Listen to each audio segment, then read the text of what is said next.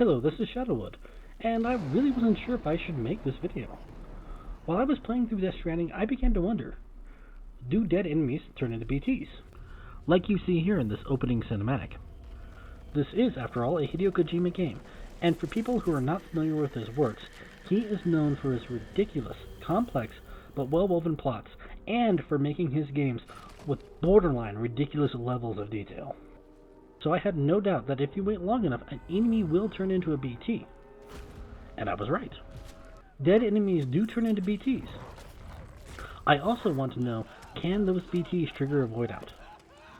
The game makes a big deal about not killing anyone because their dead bodies might trigger a Voidout, and I wanted to see if a risen BT could trigger a Void, and what effect this would have on the game world.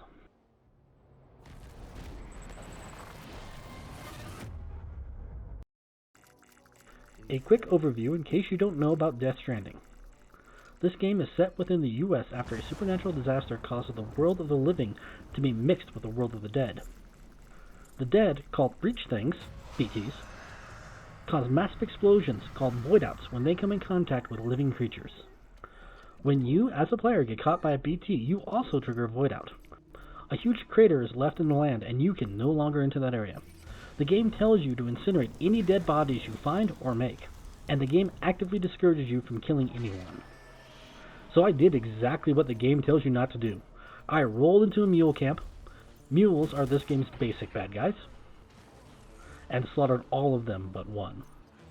I left one alive, hoping the newly formed BTs would consume him, triggering a Voidout. It didn't work. I made a few mistakes. First thing I found out is it takes 24 hours for a dead body to become a BT, and 48 hours of the bodies are wrapped. I made the mistake of wrapping all the bodies up so I could move them into the mule camp and position them where I wanted. You can only move wrapped bodies. Since it was going to take 48 in-game hours before anything happened, I logged out. And when I logged in the next day, I was stunned to discover that all the dead bodies had been cleared out of the mule camp. That one last guy had carried all the bodies outside the camp and lined them up out in a valley. Well, this fucked up my plans. It's alright. I just went off to another mule camp and killed a couple of guys on the exterior, while making sure I could bait one of the other bad guys into this area. And this time, I didn't wrap the bodies. Since it still takes 24 hours of in-game playtime before they turn into BTs, I just continued playing the game. I carefully crafted plenty of saves, especially when those 24 hours of in-game playtime were almost up. Then, while I was out making a delivery, this happened. Oh God, Sam. There was a corpse you missed that went necro. The BT, it found someone, and there was a void out. I don't think we can come back from this. I think it's over. That's it. A void out with an instantaneous game over. That's it? When you void out, you form a crater, and the game keeps going. But all you get is a game over screen if an enemy is voided out? I didn't know this at the time, but I would soon discover that the newly risen BT doesn't even need to be near an enemy for this void out to be triggered. As soon as the dead enemy turns, he turns into a BT, and it's game over. Unless you're around. If you're in the same area when the enemy turns into a BT, things do get interesting. After my first void out, and believe me, I triggered quite a few, I reloaded my last save and was shocked to discover that the bodies had vanished. The game world had reset. All the enemies were back to their original positions and all the dead bodies were gone. Not just those two, but all the bodies. I'd been leaving bodies scattered across the land, and they were all gone. This isn't good. Am I going to need to start all over? Kill another group of mules and wait for another in-game 24 hours? Fuck!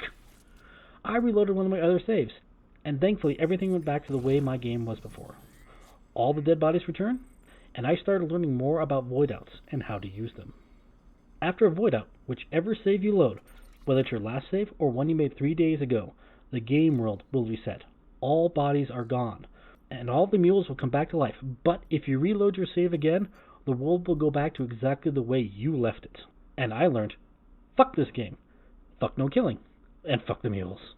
Wipe them out, it's easier. Wrap the bodies and you'll have 48 hours of in-game play to do whatever you want. Raid their camps of everything you need. Pass through their camps without an issue for the next 48 hours. When time is up and a Voidout does happen, just reload from your last save. The world will be reset, and as long as you're diligent with your saves, you won't lose much. And dealing with the mules and the terrorists that try and kill you later in the game is a hassle. Just kill them and move easily through their territory. That's it. That's the big revelation I had when making this video. Oh, I did capture footage of a dead enemy becoming a BT. And I did get them to attack an enemy, triggering a Voidout. It's just anticlimactic. I invite you to keep watching.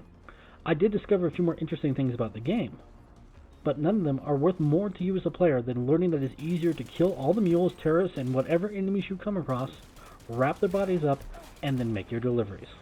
After 48 hours of in-game play, reload your last save, and the world will reset.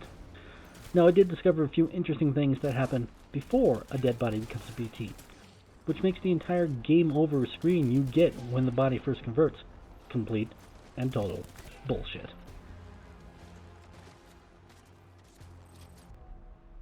Whenever you encounter a BT in the game, they're surrounded by the timefall rain, and before my dead bodies turned, I could hear the crack of thunder in the distance. And it will start to rain. All the mules in the area took cover.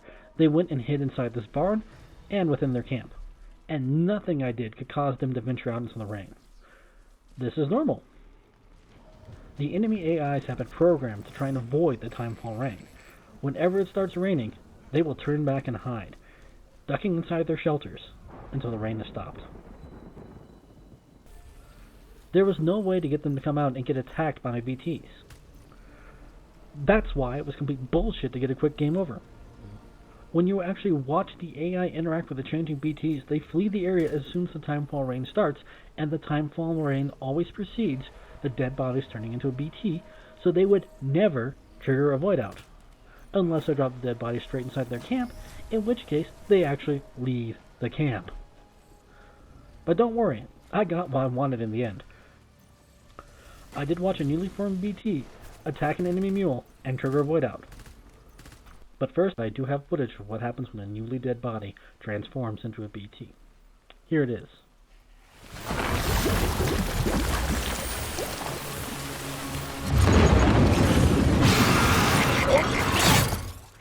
That's it. That's what I thought when I first did this. That was just nothing. They turned into a little black puddle. I'd make a few different attempts, and I'd go back and get this one.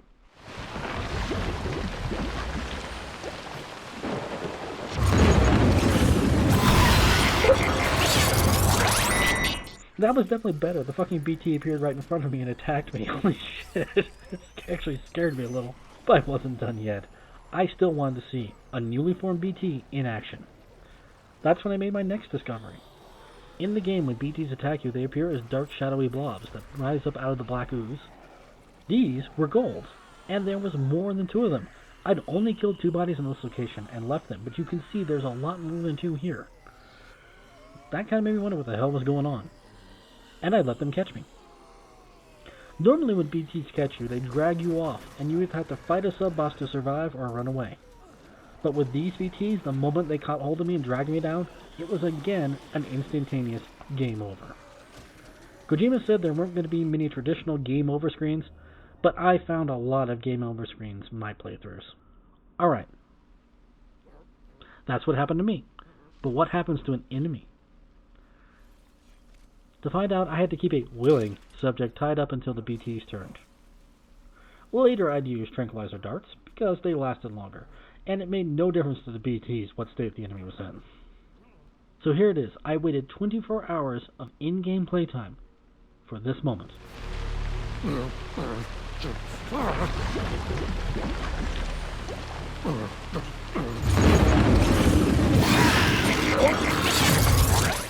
And it is ruined by the fucking BT detector zooming in as soon as the BT changes, so I couldn't see shit. Thanks a fucking lot.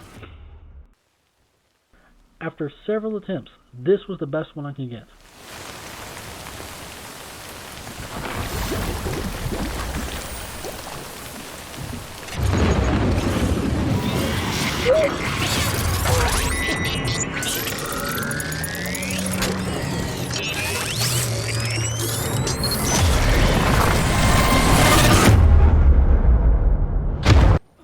I spent hours camping for this.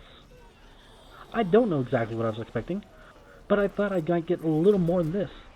I thought we'd at least see the enemy dragged off like the player, or at least dragged down. But no!